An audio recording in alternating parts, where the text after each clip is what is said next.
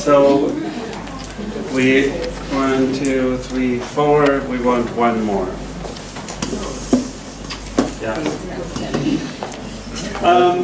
We're at a local event here in Uganda. The hospital just got a new wing, and the Minister of Health will open up or just has opened up the new wing and officially opened the wing to the public. And we are at the following reception. And Dr. Nobotse, and we're in a conversation, and I see by chance the Minister of Health coming towards me.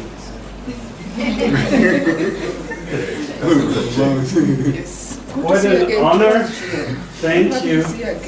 You did such a wonderful job opening the new wing. We're so proud that you finally have a PET scanner here. That is really an accomplishment for you. Thank you. Happy to see you again. Actually, we are opening a new implementation unit, and we are looking for somebody to lead it.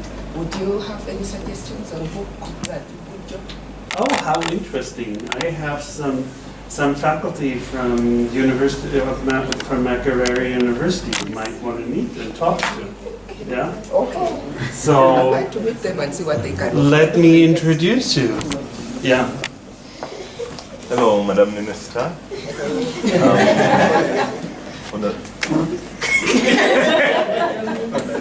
I am called Kalanzi Danston.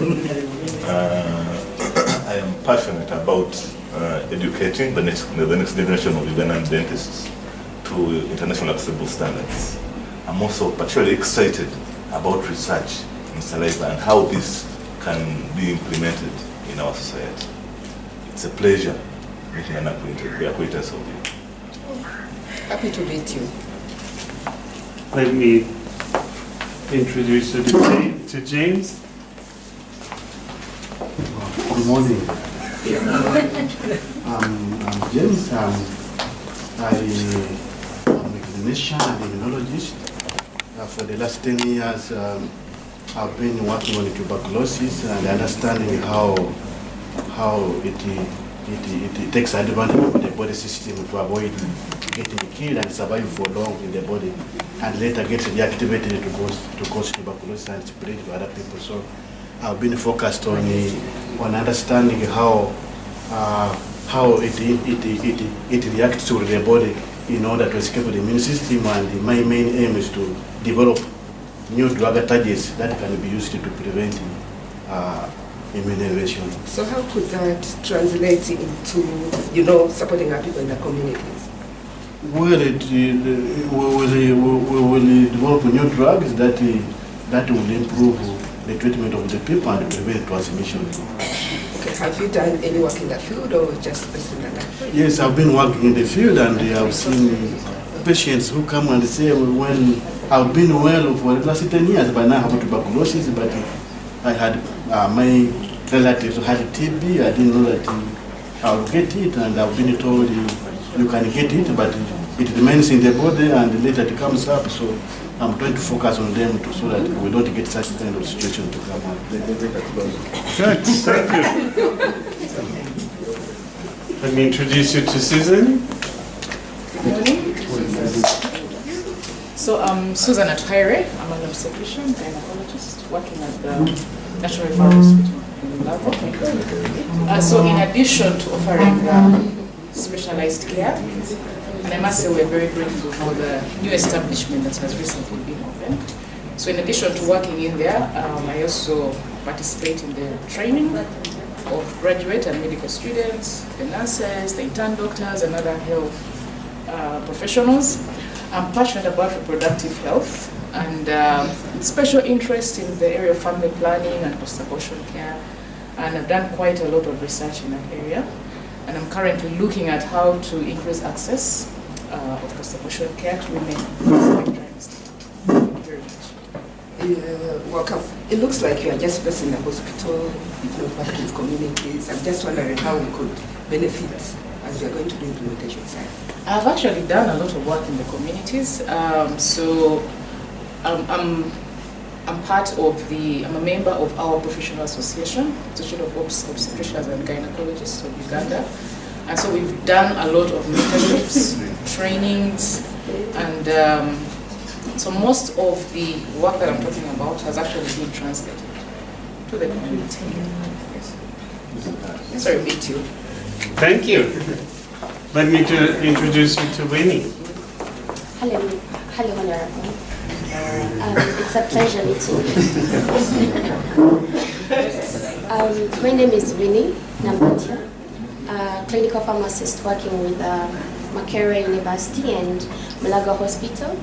I'm working with the neurosurgeons trying to help them manage post-operative patients with status epilepticus.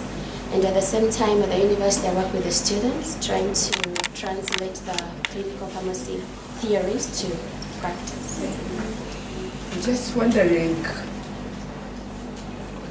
I just have a PhD, but I'm not a medical professional. Whatever I said, I didn't understand. Could you try to make it easy for me as a layman to understand what you're saying? So basically, status epilepticus, an example I can give you, recently I was contacted by the neurosurgeons on the pediatric ward. They were faced with the challenge of a child who was convulsing every 10 minutes. So status epilepticus just mainly means somebody convulsing every 5 minutes or every 10 minutes. So I was called in to help create the proper dosage for this child and see how to overcome the convulsions in the child. Any experience working with communities, doing research among communities? Well, currently my research is on neurotypical defects, and hopefully I'll work with the mothers trying to educate them on the advantages of nutrition, and that will engage my research findings with the community. Happy to meet with you. Thank Get you. back to you. And let me introduce you to Clara. Good morning, Honorable Minister. Good morning, how are you? Hi, thank you. My name is Clara. I'm a research scientist. I'm really interested in liver disease among people living with HIV and AIDS. I'd like to extend my gratitude towards your very successful HIV therapy programs that have enabled our people live much longer. But now that we find that they're living much longer, they're developing other causes of disease and death. And this is where I come in with the liver disease. You know that, HIV. HIV is a risk factor for development and progression of liver disease. And us here in Uganda, as well as sub-Saharan Africa, we have the greatest burden of HIV infection. And yet we still have limited information on the burden and the drivers of liver disease. On that background, I think it would be pertinent for us to develop some kind of research programs that look into finding out our current burden and what factors are driving this burden, and try to disseminate these findings into lower community level so that people can have easy screening and be referred to tertiary centers for management. Interesting work. I'll get back to you. Thank you. So all 5 of you come forward. You're not finished. Yeah. So Honorable Minister, who would you be most interested in further talking to?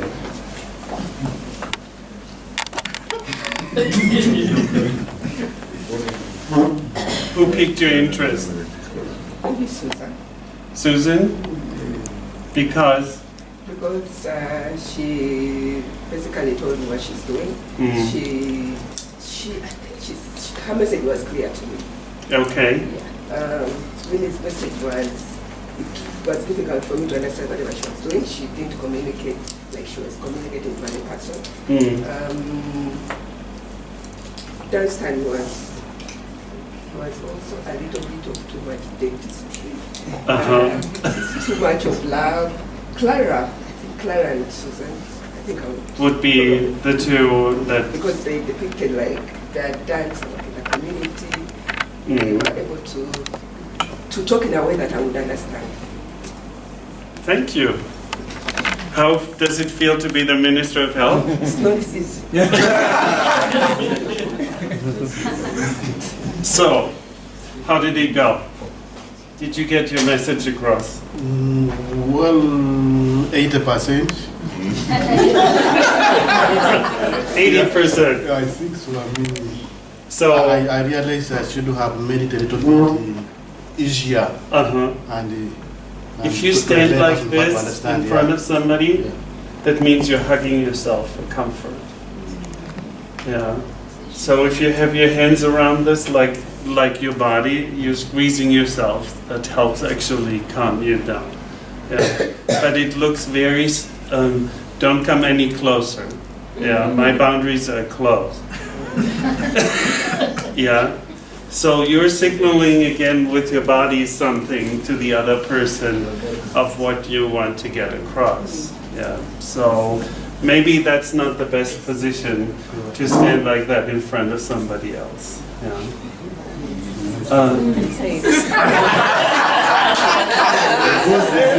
Do something with your hands. Put them in your pockets, put them behind you, have your hands crossed. She's not here. Yesterday she had her hands in front of the belly button. So anything that doesn't look so closed off that people are feeling engaged with you. Yeah?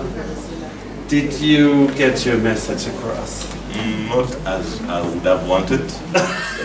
I guess I don't expect to be the first. Yeah, I think those who came after us had time. Had time. You just had a half an hour time to prepare. I guess when you're called to pitch, then suddenly I think certain things kick in. Right. So that's why I think we need to practice and practice and practice. So most time when you meet a very important person and they come and ask and take the time to meet you, they're really looking for something. Yeah. And while you might not be the best fit, it's a great practice to practice your elevator speech, to say, did I pique this person's interest? Yeah. It may not go anywhere, but when the time comes and you say, yes, this is the opportunity of a lifetime, I want to take this chance, then you have done this maybe 5-6 times, and you are not so nervous, not so shell-shocked because you're the first one, and you really take the opportunity to get this person's. So none of you offered her a way to contact you. So when you go to functions, no matter where you go, you have personal business cards with you. Yeah. You don't ever go anywhere without a personal business card. So that they say, hey, this was really fascinating what you said. How could I reach you? And they don't roll up their sleeves and write in that form. Yeah. So you want to be prepared. Somebody asks you from the science branch, how do I get in contact with you? So make it easy for you to communicate. Susan, did you get your message across? Yes, I think I did, but I was discussing with my colleagues at the table, and I was saying I think that the speech may be tweaked depending on the circumstances. So are you in a training environment? Are you in, is it work-related, patient care? Is it consultancy? So it depends. Yeah. So it might depend. So you may accentuate some aspects of your work based on the scenario you need. But I think for here, yes, I think I did. Okay. That was nervous. You were nervous? Yes. Did you say I was nervous? Did any of you see that she was nervous? No. Yeah. How about the levels? I had a lot of levels. As I said, nobody sees what goes on inside you. Yeah. You just take this in, take a breath, and start. Yeah. Nobody sees your nervousness. Your nervousness, you only see if somebody holds papers like this and shakes. Yeah. So put your papers down. That's why I put my book down. That's why I put your book over there. Yeah. Good. So nobody saw that you were nervous. You came across very confident. You spoke, and I think you were the one that spoke the most of what she was looking for. She said she's looking for somebody that understands implementation from science into practice, into the community. Yeah. So listen to what people are looking for. That your elevator speech in that moment makes a slight shift. You're still you. You're still a dentist. You're still a neuroscientist. But adjust it so that your focus and her focus is in the same lane. Winnie, how did you do? I think I spoke more of what I do, and I didn't really pay attention to what she really required, like the community in particular. Yeah. What else did you observe? I think that's majorly what I observed. So she actually had to ask you in easy words what you're doing, because she really didn't understand what you said. Yeah. Neurotubular defects. That's a really hard term to understand if you've never heard of this. Yeah. So if you're not in pediatrics, nobody would have an earthly idea what neurotubular defects are. Yeah. But if you give them an example, I think that will be much. When you started talking about the example, it became much easier. Yeah? Your language level came way down. Yeah? So you came from your medical conversation, only because she is the Minister of Health. She's a political appointee. She may or may not have any medical background. Yeah? In many countries, some people have a Minister of Health that was a lawyer. Yeah. So you don't want to make the assumption that this person, no matter how high the position is, they understand what you're doing. Yeah, that's super important. Clara, did you get your message across? Not as perfectly as I would. Uh-huh. Like to say it better. You like to say it better. As I said, practice. Yes, practice makes perfect. You know? So practice makes perfect. And think of who you're talking to, what they just asked you, and what in your background could you offer them and say, this is beneficial to you.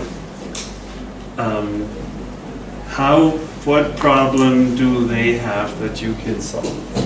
That's what I mean with that. How can you be a change agent to them that they say, yes, this is the person I want to talk to further. Yeah. Thank you very much. And thanks to our Minister of Health. All right.